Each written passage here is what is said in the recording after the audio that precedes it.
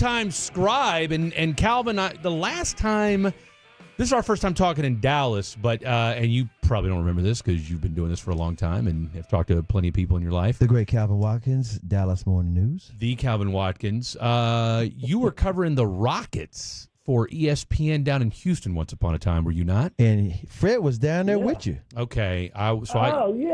Fred was down there running the streets with me in Houston.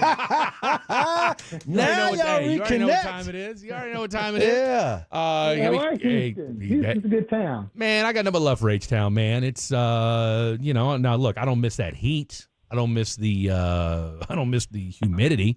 I don't miss my power being out for, weeks on end. But, hey, when you're the... You better thank J.J. Watt for fixing you up. Well, and there's a whole nother story behind that, but I'll save that for another day. And Calvin may know what I'm talking about on that one. It's just funny how the energy capital of the country has some of the worst energy hookups in the world. But that's, again, we digress. Calvin, 1-0 are the Dallas Cowboys on the season.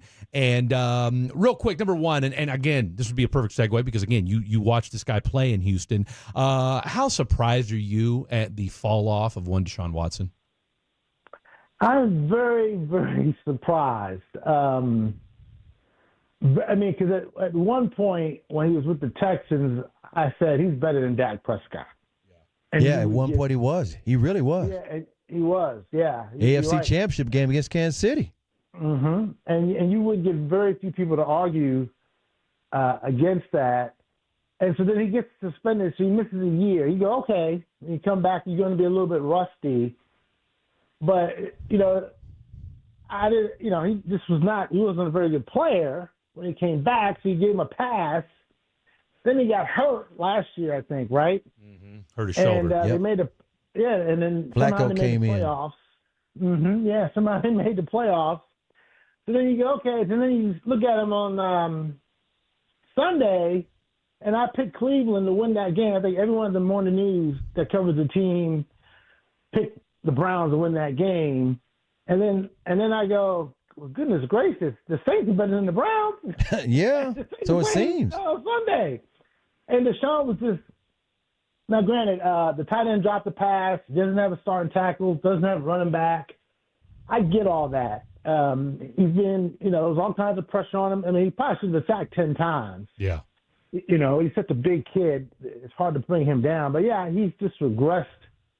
And then we see the lawsuit come out, I guess, today or maybe it was yesterday. Yesterday. So I'm sure he knew something was coming. I think he knew something was coming. I wonder if all of this is just wearing him down and he's just not going to ever be the same again. You certainly get that feeling. Again, it just like you said, after a year off, you're thinking, okay. Again, it wasn't like it was an injury-related deal. Like he's not working back from any catastrophic injury. It's just, I guess, the injury being between his ears.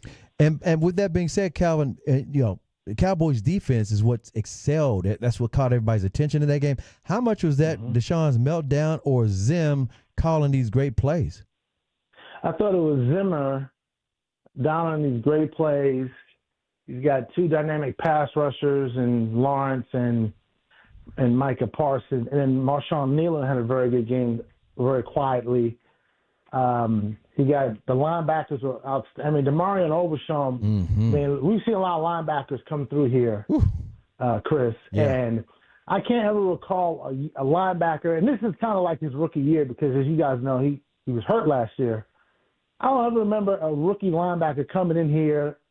Maybe Sean Lee might have been the last one, and maybe Van Der Esch, but coming in here and just what a performance. He was all over the field, special teams and defense. That was a great performance. 11 tackles, led the team in tackles, and he was running. In fact, what Micah was just gushing over him today at the start. Tell him what Micah was talking about, Calvin. Micah was like, I think I'm faster than him, but now he says, no, maybe not. I think Overshown's faster than me. Seriously. And Overshown picked up weight. So, yeah. This is I think he was like a tweener. He's a safety linebacker, right, at UT. And he gets here, he's a tweener.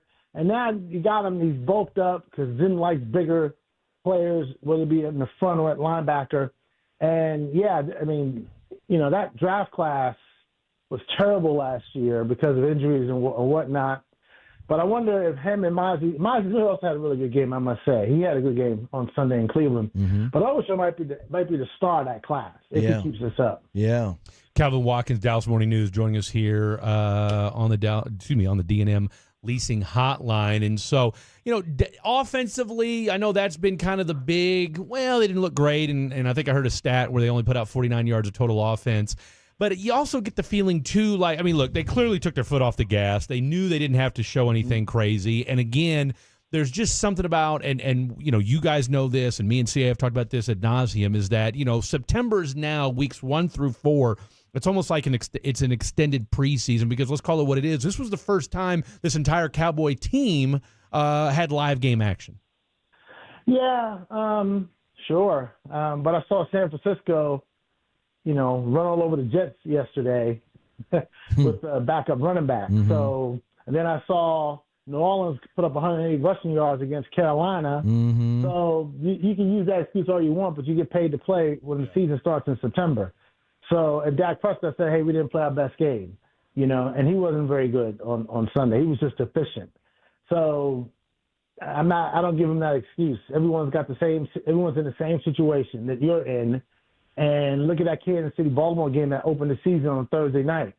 That's pretty good. That's a pretty good football game. And they were scoring points. So yeah. I'm not giving them that pass on that. They went 0 for 5 on third down in the second half. The running game was okay. It was okay. It's cute that Zeke can jump over Denzel Ward. That's cute. But, everyone was excited because he made a little jump cut. But let's see what he's doing as the season progresses. And that's when you really get to find out what they're about. But the first week of the season, the offense was a failure. You know what, Calvin? I'm glad you're out the running back room. We got Tolo texting in because we were talking about Dalvin Cook a little earlier. And I was just basically saying, I wish they had gotten a young feature back to go along with Zeke in his situational play. And so I want to know, Zimmer we recommended, of course, he played very well with Zimmer in Minnesota. Do you think he has anything left in the tank, or is he just a repeat of what Zeke's going to do? I'm not sure what Dalvin Cook's got left. He had a shoulder surgery, and he wasn't used a whole lot in New York. When he was in Minnesota, he was a very good running back. He was 4-time Pro Bowler, right? Mm-hmm. So I think Dalvin Cook is here for Zeke Elliott. Now McCarthy was talking that today about, when Dalvin's ready, we'll activate him with Zeke. And I'm like, no, you're not. I mean, I could be wrong, but I'm like, I can't imagine having Dalvin. I can't imagine you have 2 running backs who don't have special teams responsibilities. Right. Active on game day. Right. You know what I'm saying? So to me, Dalvin Cook is here for Zeke Elliott. If Zeke Elliott, as what you said, if he declines, okay, boom, we're going to activate him. Unless all of a sudden Dalvin Cook's going to be playing special teams, which I don't think he is, because they were having problems getting Deuce on the field. Mm-hmm. Yeah. So I was surprised Deuce was active for the ball game. And now they're down you're down 2 tight ends. For the Saints game, I don't know if Ferguson will play. He says he's going to run tomorrow. And if he's able to run and he feels good on Friday, maybe he plays. I think you make him wait for the Ravens because that's a big game. Right. So I want you for the big game. And I think they're an important game too. The Saints play pretty good. Saints are pretty good. But, if I can beat the Saints without Jake Ferguson. I don't think I can beat the Ravens without Jake Ferguson. Right. So and then you got John Stevens hurt with the hammy. So you got some positional issues there, numbers issues you got to address. But I think Dalvin Cook is mainly there for Zeke Elliott. If Zeke struggles, then Dalvin Cook gets up. I got you. Mm-hmm. Calvin Watkins, Dallas Morning News, joining us here. When you look at this Saints game, again, we can kind of lean towards what we talked about with the with Dallas and Cleveland. Great. It was defensively it was a great effort from the Dallas Cowboys defense. Didn't hurt that the Cleveland offensive line was busted up and Deshaun Watson's got more things in football on his mind and just isn't good anymore. Are we? I get it's only week 1. Bryce Young looked terrible again.